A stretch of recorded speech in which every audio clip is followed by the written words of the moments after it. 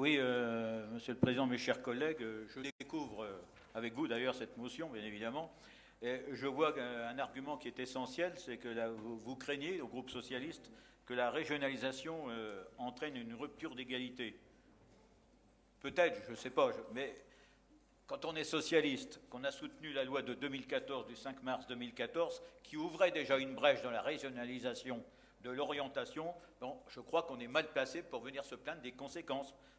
En 2014, on a ouvert la brèche avec François Hollande, hein, puisqu'on régionalisait certaines missions d'orientation pour des jeunes sans qualification, sans diplôme, je crois. On demandait à la région d'être coordinatrice.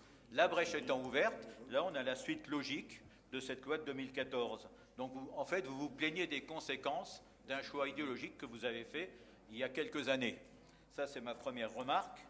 La deuxième remarque, je me demande si la vraie raison de cette motion, ce n'est pas simplement cette menace sur les transferts de l'ONICEP, des activités de l'ONICEP, tout simplement.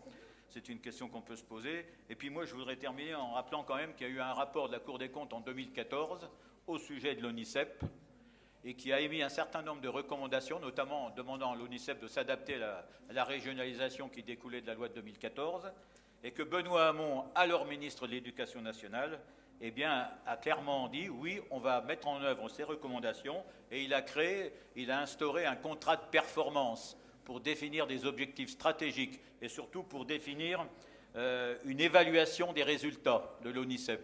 Alors aujourd'hui, je ne sais pas où on en est. Est-ce que, Monsieur le Président, vous avez des informations à ce sujet-là?